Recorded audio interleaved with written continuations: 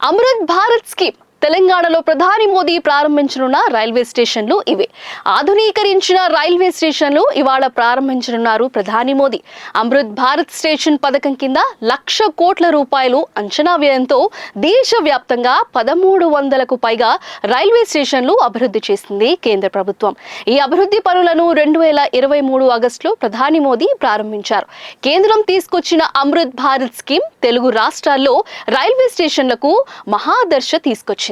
ఈ స్కీమ్ లో భాగంగా దేశవ్యాప్తంగా 1,300 రైల్వే స్టేషన్లు అభివృద్ధి చేస్తోంది మోదీ సర్కార్. ఇందులో భాగంగా మొదటి విడతలో 103 రైల్వే స్టేషన్లు ఇవాటి నుంచి ప్రయాణికులకు అందుబాటులో రానున్నాయి. వీటిలో హైదరాబాద్ లోని బేగంపేట్తో పాటు కరీంనగర్, వరంగల్ రైల్వే స్టేషన్లతో పాటు వీటితో పాటు ఏపీలోని సూళ్లూరుపేట రైల్వే స్టేషన్ ను నేడు ప్రధాని మోదీ వర్చువల్ గా ప్రారంభిస్తారు. ఆధునీకరించిన రైల్వే స్టేషన్లను ఇవాళ ప్రారంభించనున్నారు ప్రధాని మోదీ. అమృత్ భారత్ స్టేషన్ పథకం కింద 1,00,000 కోట్ల రూపాయల అంచనా వ్యయంతో దేశవ్యాప్తంగా 1,300కు పైగా రైల్వే స్టేషన్లు అభివృద్ధి చేసింది కేంద్ర ప్రభుత్వం. ఈ అభివృద్ధి పనులను 2023 ఆగస్టులో ప్రధాని మోదీ ప్రారంభించారు.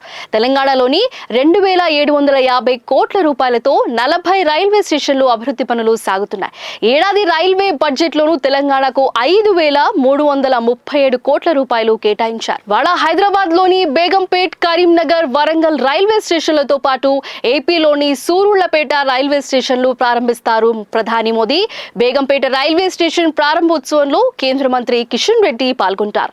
రైల్వే స్టేషన్ కార్యకలాపాన్ని మహిళా ఉద్యోగులే నిర్వహిస్తున్నారు.